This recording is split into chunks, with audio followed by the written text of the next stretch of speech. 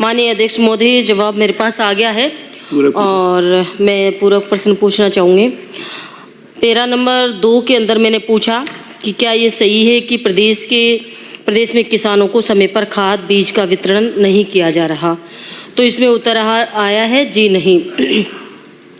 मैं कहना चाहूँगी कि ये जो उत्तर है वो असत्य है, क्योंकि अगर ये उत्तर आपने सही दिया है और इसमें अनुपात के रूप में आपने दिया है कि मांग है 24.43 मैट्रिक टन और उपलब्धता 27, मतलब कि 27.93 उपलब्धता मैट्रिक टन है यूरिया की, और डीएपी की 8.33 और 8.30 उपलब्धता और 8.33 मांग।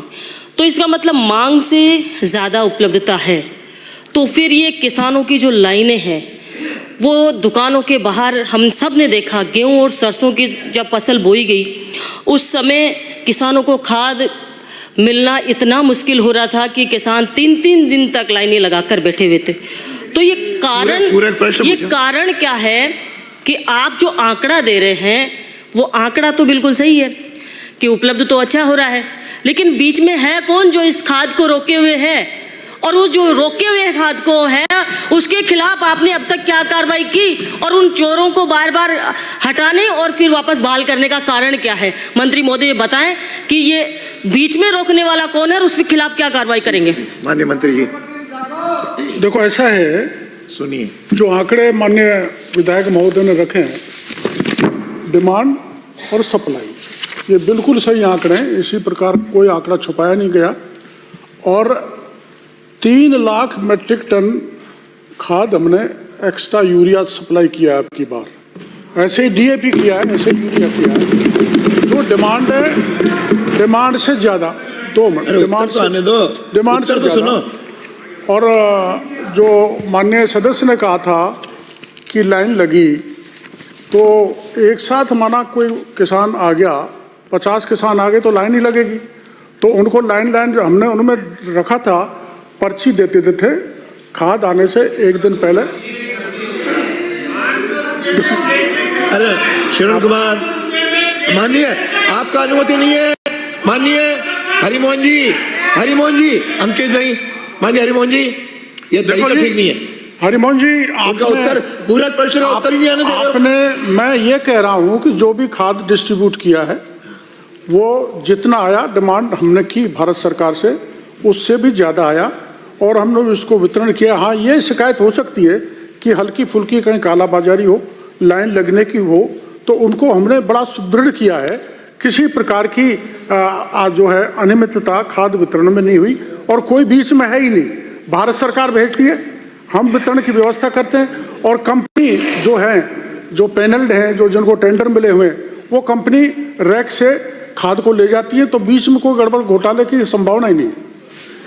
अगला पूरा आप नहीं, आप बैठो। माननीय हरिमोहन जी, मैं तीसरी बार, माननीय अध्यक्ष महोदय, पूरा प्रश्न इनको पूछे दो। माननीय अध्यक्ष महोदय, माननीय मंत्री महोदय, पूरा प्रश्न जिसका आप प्रश्न लगा देना अगली बार। माननीय अध्यक्ष महोदय, मैं पूछना चाहूँगी माननीय मंत्री महोदय से कि मैं और मंत्री महोदय एक ही ज़िले से हैं, और उस ज़िले में हमने अखबारों में भी देखा, वीडियो में भी देखा, लाइनें लगी हुई थी, और माननीय मंत्री महोदय ने कई सारे जो डीलर हैं उनको सस्पेंड भी किया। लेकिन सस्पेंड अगर कहीं गड़बड़ी थी नहीं तो सस्पेंड क्यों किया, और सस्पेंड अगर कर दिया तो फिर बहाल क्यों किया? इसका जवाब दें। ऐसा है, जिसे माननीय स्पीकर साहब, कहीं शिकायत मिली कि फलाना डीलर, सब डीलर गड़बड़ कर रहा है वितरण में, या तो कोई फेवर कर रहा है, या ज़्यादा लंबी भीड़ है, या किसी कारण से कमी आ गई, टाइम पे सप्लाई नहीं हुई और उसने लापरवाही बरती, तो लापरवाही के कारण हमने उनको सस्पेंड कर दिया, और जब संतुष्टपूर्ण जवाब आ गया तो बहाल कर दिया।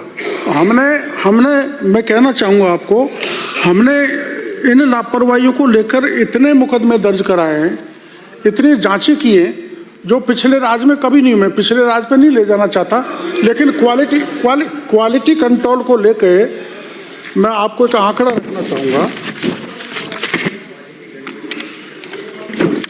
हमारा फर्टिलाइजर में पहली बार, पिछली सरकार के आंकड़े नहीं बताऊंगा, इनको पतंगे लगेंगे तो कहेंगे हमने कुछ नहीं किया। आपको FIR फर्टिलाइजर में 107 हुई है, अब तक इतनी कहीं नहीं हुई। सीड में एक भी इन्होंने नहीं कराई, हमने 5 कराई है। पेस्टिसाइड में 1 कराई है। निरीक्षण 11,938 निरीक्षण किए गए हम स्पीकर साहब पूरे राजस्थान में, और 605 को कारण बताओ नोटिस दिया है। 178 लोगों के लाइसेंस सस्पेंड किए, जांच के बाद कुछ के बहाल हो गए, कुछ अपील में चले जाते हैं, कोई हाईकोर्ट से ले आते हैं, तो ये कारण है। और लाइसेंस टर्मिनेट किए 46 लोगों के, और पुलिस द्वारा गिरफ्तारी हुई है 28 लोगों की, और कोर्ट में चालान पेश हुआ है 16 केसों में, कोर्ट में अग्रिम जमानत हो गई 21 केसों में। अब तक सील्ड उर्वरक निर्माण फैक्ट्री हैं 27 जिनके सील लगे हुए, बिल्कुल चस्पा ठोक रखा है। इसलिए किसी प्रकार का फेवर ना राजनीतिक दबाव, और जैसे आमतौर पर पिछले राज्य में लेन देन करके कर देते थे, वैसे हमारे राज्य में संभव नहीं। अगला प्रश्न 2 हो गए आपके। माननीय अध्यक्ष महोदय, हो गए माननीय सदस्य। मंत्री महोदय ने अगला प्रश्न श्री गोविंद प्रसाद, आपके 2 हो गए।